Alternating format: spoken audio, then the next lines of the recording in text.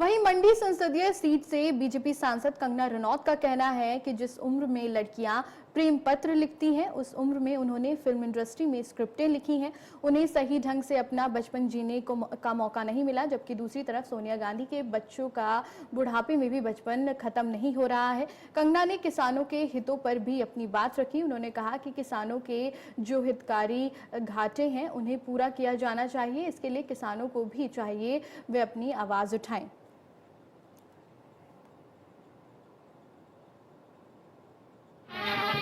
अब उन्होंने चाहे वो पप्पू हो या उसकी बहन हो, छोटे छोटे बच्चे दोनों ने पाल के रखे हैं। हम लोग जो हैं हम अपनी जब बच्चे थे तब बचपन भी हमारा छिन गया। 15 साल की उम्र से जो इंसान काम कर रहा है, अपना जो है करियर खुद चला रहा है, रोजी रोटी खुद कमा रहे हैं, उसको तो मैं तो हमेशा कहती हूँ कि हम लोगों को तो कॉलेज जाने का, या जब हमारी उम्र की लड़कियाँ जो हैं प्रेम पत्र लिखा करती थी तो उस टाइम पे तो हम स्क्रिप्ट लिखना शुरू कर दिए थे, तो कहाँ हमारा तो बचपन हमसे छिन गया। तो बच्चे तो ये है खूब इनका बचपन आज तक चल रहा है, 50-50 साल तक चल रहा है इनका बचपन। हमारा बचपन 15 साल में भी नहीं था।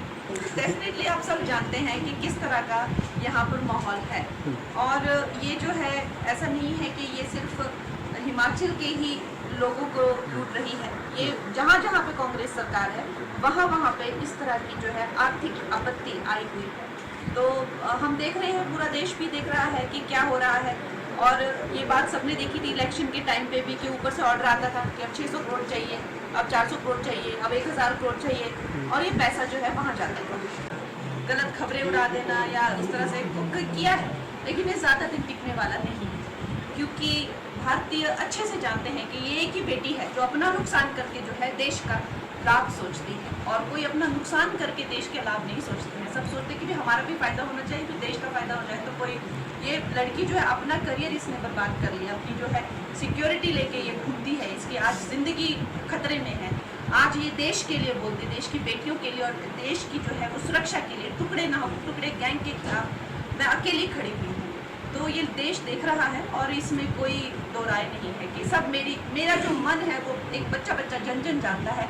इसीलिए चाहे जो भी मुझे विपक्ष वाले कहें, लेकिन जब मुझ पर कोई बात आती है तो सारा देश हमेशा मेरे साथ होता है। चाहे वो शिवसेना ने मेरा घर तोड़ा हो, चाहे वो फिल्म इंडस्ट्री ने मुझे सताया हो, या अब जो कांग्रेस वालों ने मुझे मंडी के क्या भाव है ये कहा हो, तो देखा कि देश किस तरह से मेरे साथ खड़ा हुआ। और आज मुझे जो है हिमाचल प्रदेश के लोगों ने अगर पार्लियामेंट में भेजा है तो क्या लगता है कि वो उनकी बातों को ज़्यादा सीरियसली लेते हैं कि मेरी बातों को ज़्यादा सीरियसली लेते हैं। और किसानों के जो लॉज हैं वो मुझे लगता है जो रिपील हो गए हैं वो फिर से लगने चाहिए। हो सकता है ये कंट्रोवर्शियल हो जाए, लेकिन मुझे लगता है किसानों के हितकारी लॉज वापस आने चाहिए और किसानों को खुद इसकी डिमांड करनी चाहिए, और ताकि हमारे किसान भी जैसे बाकी जगहों पे समृद्धि हो रही है, हमारे किसान की समृद्धि में कोई ब्रेक ना लगे। अब जैसे 1 नेशन 1 इलेक्शन, सारे ब्यूरोक्रेसी हो गए, सारे जो हमारे लीडर हो गए हर 2-2, 3-3 महीने में इलेक्शन करते रहते हैं, तो देश के विकास में किसान जो है वो मेन हमारा एक पिलर ऑफ स्ट्रेंथ है। तो मैं चाहती हूँ कि वो खुद ऐसी अपील करे कि भाई हमारे जो 3 लॉज जो हमसे जो सिर्फ और सिर्फ कुछ एक राज्यों में जो है उन्होंने उसको लेकर जो है आपत्ति जताई थी, मुझे लगता है कि उनको मैं हाथ जोड़ के उनको विनती करती हूँ कि सब किसानों के हित को ध्यान में रखकर जो है वो लॉज जो है वापस मांगे।